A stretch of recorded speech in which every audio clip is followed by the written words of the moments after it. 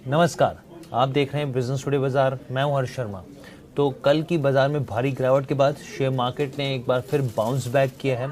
काफ़ी अच्छा माहौल देखने को मिल रहा है। निवेशकों को जो बड़े कंसर्न थे, टेंशन्स थे, वो दूर होते हुए कुछ हद तक तो दिखी है यहाँ पे। इसी बीच आईपीओ की कुछ जो कंपनियाँ आई हैं उनकी शानदार लिस्टिंग होती हुई भी दिखी है यहाँ पे। और एक और आईपीओ जो है वो आ चुका है यहाँ पर, और अब हम लोग उसी के ऊपर चर्चा करने जा रहे हैं। और यहाँ पे ये समझना निवेशकों के लिहाज से भी ज़रूरी है कि क्या ये आईपीओ इन्वेस्टर्स के लिए ना सिर्फ लिस्टिंग गेन के लिहाज से बल्कि लॉन्ग टर्म के हिसाब से भी अच्छे रिटर्न दे सकता है, अच्छी वेल्थ क्रिएट कर सकता है। तो इस आईपीओ का नाम है यूनिकॉमर्स ई सॉल्यूशन लिमिटेड। अब हम लोग इसके ऊपर चर्चा करने की कोशिश करते हैं, हर एक चीज़ बताएंगे आपको, लेकिन उससे पहले आपसे गुजारिश है कि हमारे चैनल बिजनेस टुडे बाजार को लाइक शेयर सब्सक्राइब करना मत भूलिए। और साथ ही इसका ग्रे मार्केट में क्या स्थिति चल रही है, काफ़ी बस क्रिएट हो रखा है, वो भी हम आपको बताएंगे। तो सबसे पहले इस कंपनी के बारे में समझते हैं, आखिर ये कंपनी करती क्या है, फिर आईपीओ से जुड़ी दूसरी डिटेल्स आपको बताएंगे। तो देखिए, यूनिकॉमर्स ई सॉल्यूशन की जो स्थापना है, जो स्टैब्लिश हुई थी साल 2012 में हुई थी। ये एक ई कॉमर्स सक्षम यानी कि competent software as a service यानी कि सास प्लेटफॉर्म है। ये कंपनी बड़े बड़े ब्रांड्स, वेंडर्स और लॉजिस्टिक प्रोवाइडर्स के लिए ई कॉमर्स ऑपरेशन मैनेज करती है। कंपनी कई बिजनेसेस के लिए सॉफ्टवेयर प्रोडक्ट की एक रेंज ऑफर करती है, जिससे वो ई कॉमर्स ऑपरेशंस को मैनेज कर पाते हैं। इन प्रोडक्ट्स में एक अगर आप देखें तो वेयर हाउस हो गया, और इन्वेंट्री मैनेजमेंट सिस्टम हो गया, एक multi channel order management system हो गया, एक omni channel retail management system हो गया, मार्केट प्लेस के लिए एक सेलर मैनेजमेंट पैनल हो गया, लॉजिस्टिक ट्रैकिंग और कुरियर एलोकेशन के लिए पोस्ट ऑर्डर सर्विस और एक पेमेंट समाधान सिस्टम शामिल है।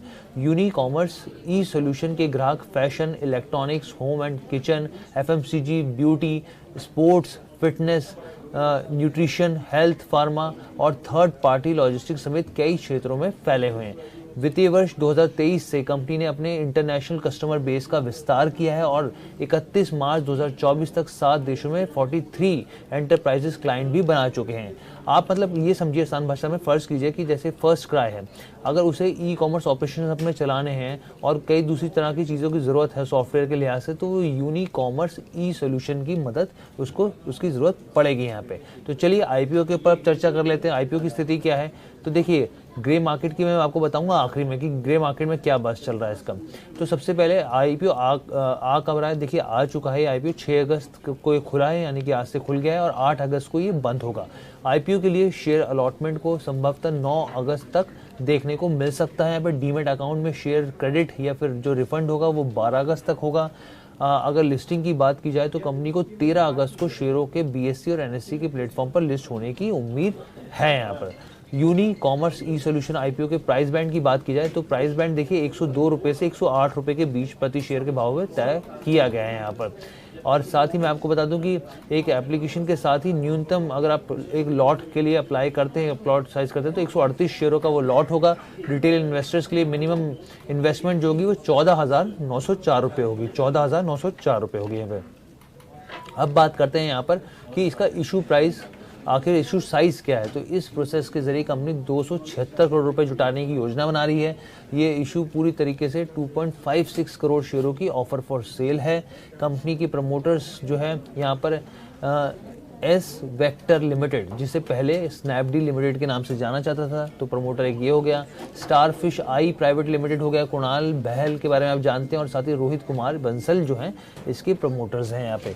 इसकी फाइनेंशियल परफॉर्मेंस देखनी बहुत ज़रूरी है कि कंपनी काम कैसे कर रही है। तो 31 मार्च 2024 और 31 मार्च 2023 के अगर फंडामेंटल्स हम देखें तो इसके बीच ये जो कंपनी, इसका रेवेन्यू जो है वो करीब करीब 17.71% बढ़ा है, रेवेन्यू यानी 17% बढ़ी है। और प्रॉफिट आफ्टर यहाँ पर टैक्स की बात करें, पैट की बात करें, तो 102% की बढ़ोतरी होती दिखी है। 31 मार्च 2024 खत्म होते होते वित्तीय वर्ष में कंपनी का जो रेवेन्यू है वो 109 करोड़ बढ़ा है, यानी रेवेन्यू में बहुत अच्छी ग्रोथ देखने को मिली है। प्रॉफिट आफ्टर टैक्स की बात करें तो यहाँ पे भी 13 करोड़ का यहाँ पे जंप देखने को मिला है।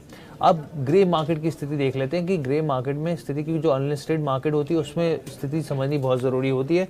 तो यहाँ पे 30 से 40 रुपये प्रति शेयर के हिसाब से यहाँ पर एक जो अभी भाव देखने को मिल रहा है उससे बढ़त यहाँ पे ग्रे मार्केट में देखने को मिल रही है, जो यहाँ पे बैंड दिया हुआ है।